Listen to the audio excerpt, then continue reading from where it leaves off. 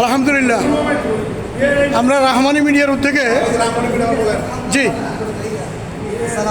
সালামু আলাইকুম ওয়া রাহমাতুল্লাহ।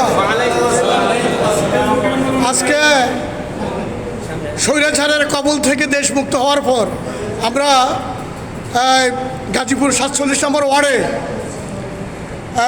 খানবাড়ি মসজিদে আমরা টুটাখাটারা একত্রিত হয়েছি।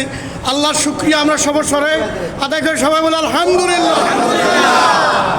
আল্লাহ যেন এর ধারাবাহিকতা আল্লাহ যেন কন্টিনিউ করান এবং আল্লাহ অতুইজ্জু মান্তাসা অতুজিল্লু মান্তাসা।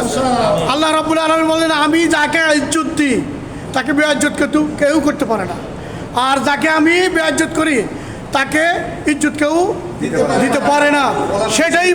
সেটাই চির অবধারিত এবং তাই প্রমাণিত হলো ইনশাল্লাহ। জাল হক ওয়াজাহাকাল বাতিল ইন্নাল বাতিলা কানা যাহুকা। তো এই পর্যায়ে এখন বলে দিবেন না? আচ্ছা ঠিক আছে, আমরা বসি একটু।